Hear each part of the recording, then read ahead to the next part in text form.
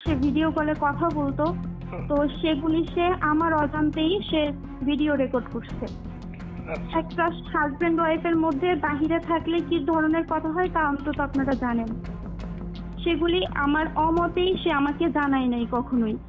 Video কলে বিয়ে করে প্রতারণা, ফেসবুকে অন্তরঙ্গ ছবি প্রকাশ। ভিডিওটা যে করছে ভিডিও ক্লিপে কিন্তু ও নেই।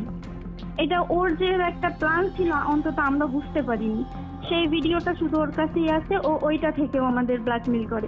পিরোজপুরের নাজিরপুর প্রতিনিধি এস.এম. সিপারের পাঠানো তথ্য ও চিত্রের নিউজ ডেস্কে থাকছে বিস্তারিত। পিরোজপুরের নাজিরপুর উপজেলায় দুই পরিবারের সম্মতিতে মালয়েশিয়া প্রবাসীর সাথে ভিডিও কলে উপজেলার দক্ষিণ দিঘিরজান গ্রামের আলাউদ্দিন শেখের ছেলে সোহাগ শেখের সঙ্গে বিয়ে হয় একই উপজেলার পূর্ব বানিয়ারি গ্রামের মোতালেব দরানির মেয়ে রিমা আক্তারের। সোহাগ শেখ প্রবাসে থাকা অবস্থায় ভিডিও কলের মাধ্যমে রিমা আক্তারকে পারিবারিকভাবে বিয়ে করেন। পরে সোহাগ দেশে ফিরলে 2015 সালের অক্টোবর মাসের 14 তারিখ রেজিস্ট্রার কাজীর মাধ্যমে কাবিন মূল্যে বিয়ে সম্পন্ন করেন। বিয়ের 4 মাস পর স্ত্রীর কাছে 5 লক্ষ টাকা যৌতুক দাবি করেন তিনি। তো তারপরে 15 সালে বিয়ে হওয়ার পরে উনি আসছে 2018-তে অক্টোবরে, ধার করে এনে 5 লাখ টাকা দিচ্ছে।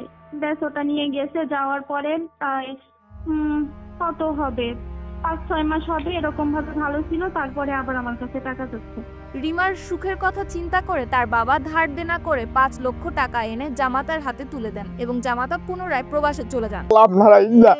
আমি বাস্তবে সেটা করলাম, আমি কিস্তি উঠে দিছি, আমার জামাই টাকা আনিয়ে দিছি, বুঝছেন। সেই সব পয়সাগুলো কি দেবো, আমরা আর দুই জামাই আমার রাগ হয়েছে, আমি টাকা শুনছি আমার মাই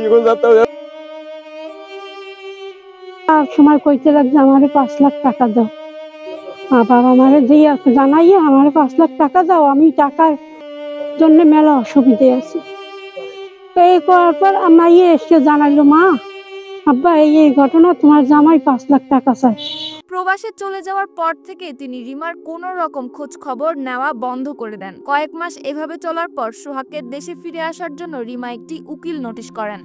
দেশে আসার কথা বলছে না, আমি দেশে যাব না, আমি বাংলাদেশে কখনোই যাব না। এরপরে আমি আর কোনোভাবে কোনো কিছু না করতে পারে নিরুপায় হয়ে আমি একটা উকিল নোটিশ পাঠাই ঢাকা থেকে। এতে ক্ষিপ্ত হয়ে স্বামী সোহাগ রিমার কিছু অন্তরঙ্গ ছবি ফেসবুকে ফেক আইডির মাধ্যমে ছড়িয়ে দেয়। এই বিষয়টি তিনি রিমার হোয়াটসঅ্যাপে একটি খুদে বার্তার মাধ্যমেও নিশ্চিত করেন। তোকে ফ্যামিলি যাতে রাস্তায় না বাইরে বেরোতে পারে এরকম আমি করব, তুই মনে রাখিস। তুই আমার কথা যখন শুনলি না, তোর কেরা কেরা থায় রাস্তায় বাইরে আমি একটু দেখবো, বুঝছো। আস্তে আস্তে সবই পাবি। আজকে ফেসবুক চালু দিছি, এইটা মনে রাখিস। তুই তো আমার কথা শোনো নাই, তুই দেখ আমিও খেলা চালাইতে পারি। তোকে দিক তাকালে যাতে সেফ ফেলায় এই ব্যবস্থা আমি করব। আমি সব যদি বাইজে থাকি, আমি যাবো না বাংলাদেশ, এটা মনে রাখিস।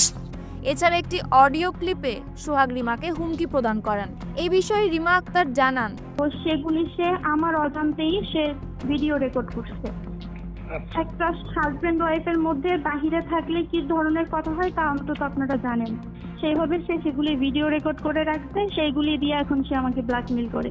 আমি অলরেডি একটা আইডি বন্ধ করাইছি, আমার নামে ফেক আইডি খুলে ওই যে ছবিগুলি যে রাখছে, ভিডিওগুলি যে রাখছে, সেগুলিও পোস্ট করে আমার নাম থেকেই, যাতে মানুষ আমাকে খারাপ ভাবে। আমি ওই যে পুলিশ অনলাইনে যে পুলিশ সাপোর্ট সিআইডি আছে ওনাদের কাছে ওনাদের কাছে বলে একটা আইডি বন্ধ করাইছি। থানায় আমি জিডি করছি, নাজিরপুর থানায়। কিন্তু থানা থেকে ওনারা কিছু করেনি। জিডি করার মনে হয় 1-2 দিনের মধ্যেই তারাই বন্ধ করছে। আমি যাদের কাছে রিপোর্ট করছিলাম সিআইডিতে, তারা বন্ধ করছে। তারপরে আবার একটা আইডি খুলছে আমার নাম থেকে, এখনো সেই আইডি চালু আছে। এরকম সব অশ্লীল ছবি পোস্ট এগুলি শেয়ার করে ফেসবুকে।